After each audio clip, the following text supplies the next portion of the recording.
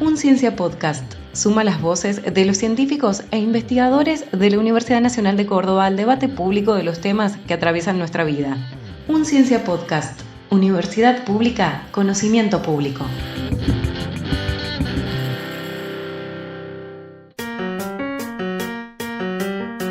Gracias al trabajo de la gente del Malbrán se había logrado determinar que hay 3 cepas del coronavirus circulando. Estamos en el Instituto Malbrán, es una comunidad científica más importante de la Argentina. Nos vamos al Malbrán. Vos contaste hace un ratito, se descubrió el genoma del coronavirus. Se ha descifrado el genoma del COVID-19. Casos de coronavirus usando ibuprofeno modificado. Son científicos cordobeses. Un orgullo nacional que llega. Particularidades de este nuevo test que es una creación argentina.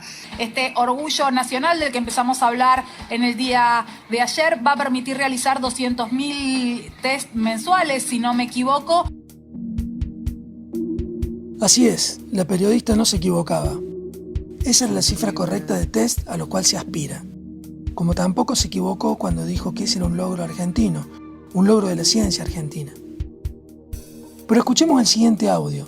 Tal vez nos obligue a hacernos otro tipo de preguntas. El modo en que se comunican los logros científicos por parte del periodismo tiende a ocultar la dimensión política del asunto, que está siempre detrás. Es decir, el periodismo tiende a comunicar el logro científico como si el logro científico fuera algo así como una materialización de nuestras capacidades. Prueba que somos inteligentes, prueba que somos talentosos. La verdad es que no prueba eso.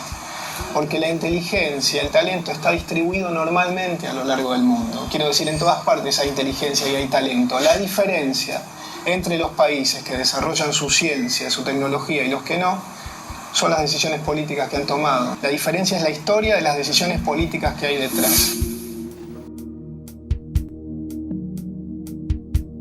¿Qué es un logro de la ciencia argentina? ¿Qué es la ciencia argentina? ¿Para qué sirve? ¿Quién la hace? ¿Por qué? ¿Para qué? ¿El Estado debe tener política científica, tecnológica? ¿Qué significa que un país haga ciencia, tenga tecnología?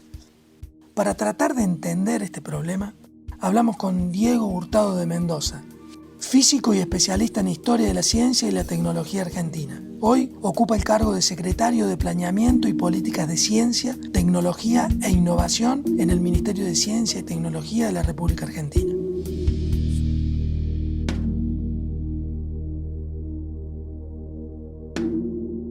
Para hablar del problema de la ciencia y la tecnología en la Argentina, a mí me gusta utilizar una metáfora que utilizó un economista argentino, Marcelo Diamant, en un artículo que publicó en el año 1982.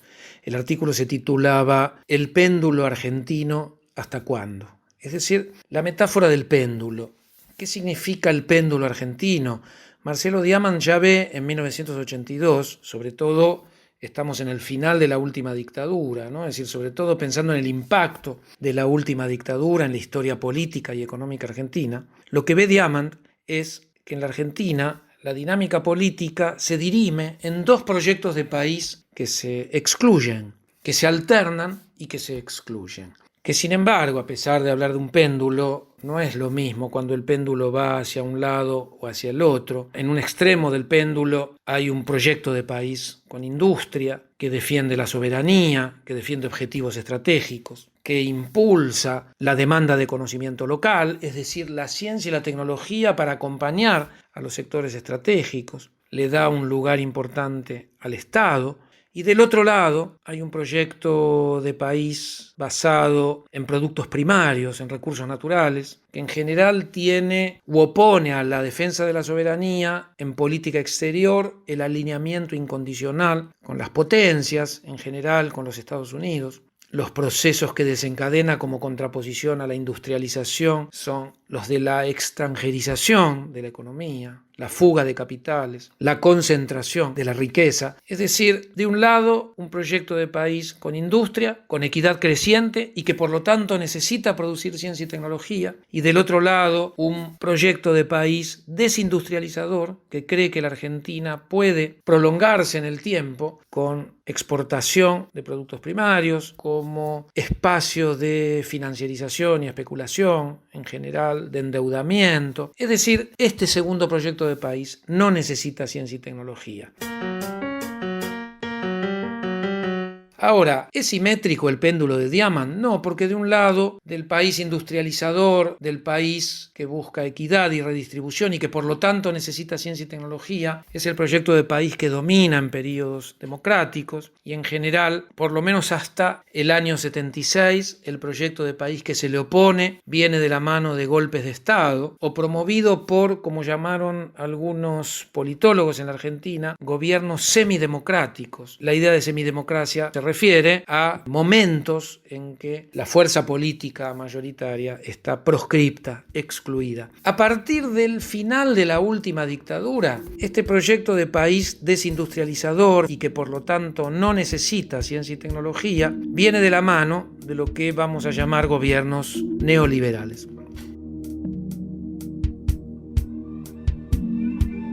El gran rasgo que marca la debilidad de la ciencia y la tecnología en América Latina tiene que ver con no haber podido conectar la producción de conocimiento con la realidad socioeconómica. Entre el 46 y el 55 significó el único momento en que la Argentina tuvo un proyecto de producción de conocimiento científico-tecnológico orientado a las necesidades de un proyecto de país. En junio de 1947, el Congreso de la Nación sancionó la Ley 12.987, que daba por aprobado el Plan Siderúrgico Argentino para afianzar la industria del acero en el país. En la ciudad de Córdoba está situado el Instituto Aerotécnico de Industrias Aeronáuticas y Mecánicas del Estado.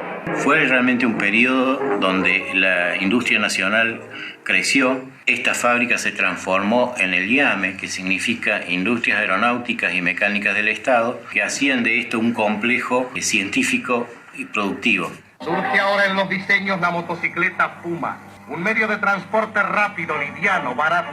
Está todo preparado para la exhibición oficial del Pulqui II, el avión a propulsión íntegramente diseñado y construido en el Instituto Aerotécnico de Córdoba. ¿Qué hubo entre el peronismo y el kirchnerismo? Hubo ciencia de calidad, pero lo que no hubo es conocimiento producido para un proyecto de país o para un proyecto de sociedad.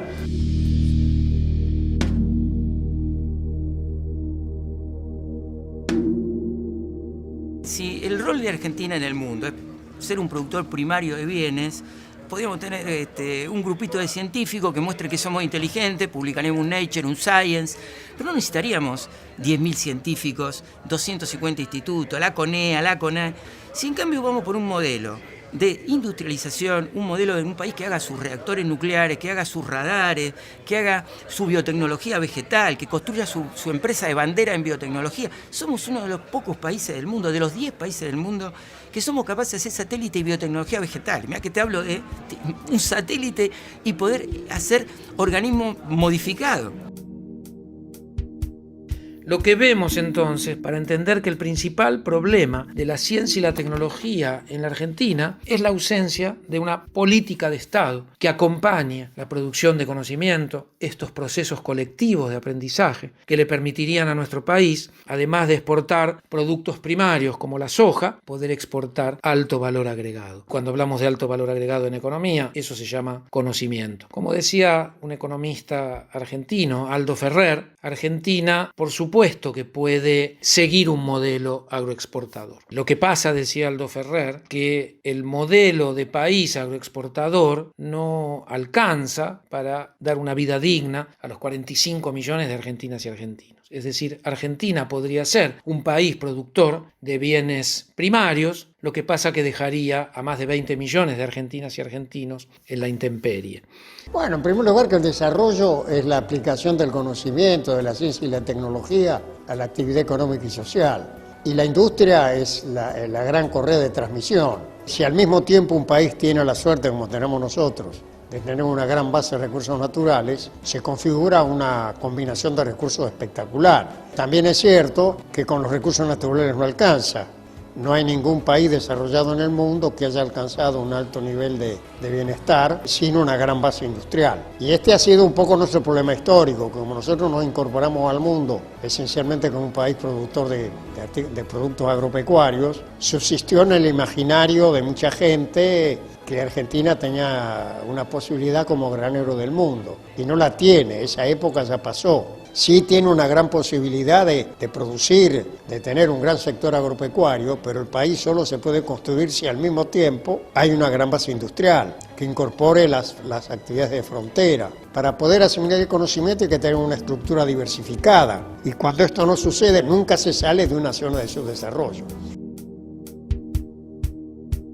Claramente el péndulo de Diamant, esta alternancia de proyectos de país que necesitan ciencia y tecnología, que promueven políticas para la producción de conocimiento en las universidades, en aquellos institutos como el INTA, el INTI, CITEFA, hoy CITEDEF, CONICET, la Comisión de Energía Atómica, Instituto Nacional del Agua, etc. Este conjunto de instituciones guiados por una política intentan durante los periodos en que prevalece este proyecto de país, intentan generar procesos de acumulación de capacidades, de aprendizajes colectivos a desarrollar tecnologías, aeronáutica, automotriz, electrónica, digamos en los 70, hoy podríamos pensar en las energías renovables, en las TICs, en nanotecnología, microchips, a la electrónica de consumo, construir, producir y exportar aviones. Y por momentos, gobiernos que llegan de la mano de dictaduras y después de gobiernos neoliberales que no necesitan ciencia y tecnología y que por lo tanto clausuran estos procesos de aprendizaje, de acumulación de capacidades, de inversión pública. Un ejemplo claro del péndulo se puede ver en la década de los 90 con los años de menemismo y del breve periodo de la Rúa que llevan a la Argentina a un colapso terminal. Durante este periodo vemos a la ciencia y a la tecnología como un barco a la deriva, desfinanciado, destruidas sus instituciones, desmantelados los proyectos estratégicos.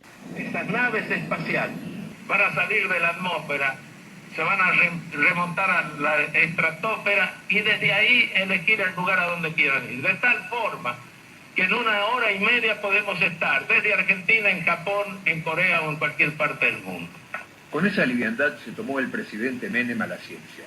Una de sus primeras medidas fue, a pedido de los Estados Unidos, cancelar el proyecto Cóndor para desarrollar un misil argentino y exportar esa tecnología. Durante ese gobierno, el ministro Domingo Cavallo mandó a los científicos a lavar los platos. Un gobierno que se inicia en el 2003 y que llega hasta el 2015 intentando recuperar a las instituciones, recuperar cierta capacidad de inversión en conocimiento, en ciencia y tecnología. Vemos procesos virtuosos como la recuperación del plan nuclear, como la producción pública de medicamentos, como la radarización de los aeropuertos argentinos con tecnología nacional, como el programa ARSAT. Se lanzó con éxito el segundo satélite argentino, el ARSAT-2, hoy en la Guayana Francesa. Este satélite es el proyecto que duró 7 años, más de 600 personas que trabajaron. Una apuesta estratégica por parte del Estado en confiar en científicos y tecnólogos argentinos que, bueno, dejaron la vida en esto. Creo que la palabra más fuerte, que más resuena, es la palabra soberanía.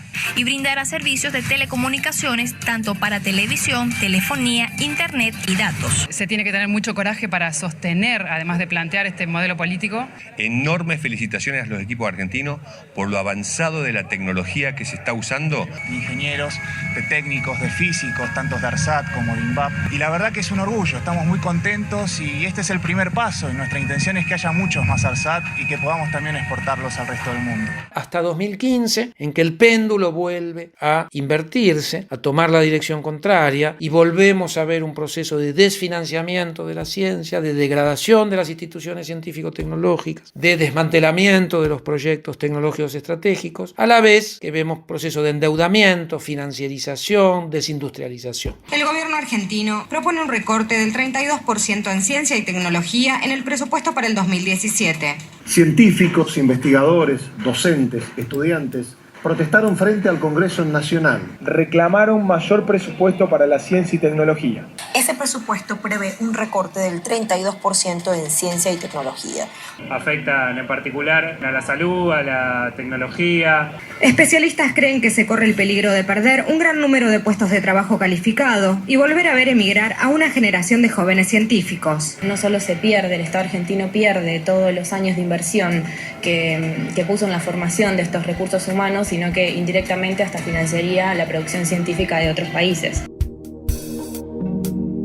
Digamos que entre los 90 y el 2019 vemos clarísimo cómo funciona el péndulo, vemos aparecer o reaparecer a la ciencia argentina, que había sido devastada en el periodo 2016-2019, la vemos reaparecer, en este caso en contexto de pandemia, resucitar de sus cenizas para empezar a producir resultados como los diagnósticos rápidos, en donde la Argentina hoy se posiciona entre 4 o 5 países que fueron capaces de desarrollar esta tecnología frente a un virus hasta hoy desconocido.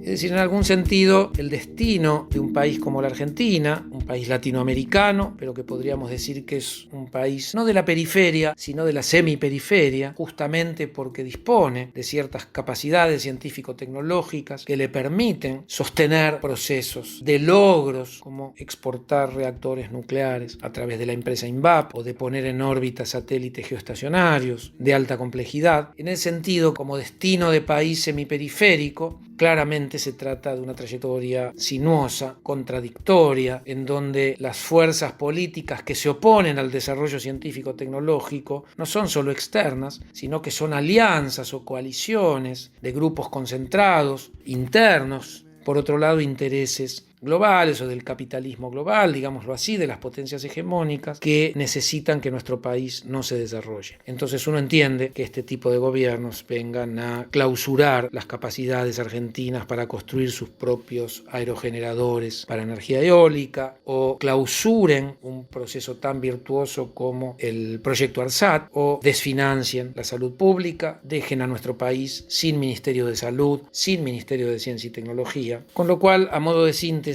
podríamos decir que el problema fundamental de la Argentina es la ausencia o la imposibilidad de poner en vigencia políticas de Estado para la ciencia y la tecnología, y esto se puede entender a partir de gobiernos que traen o portan proyectos de país que se excluyen.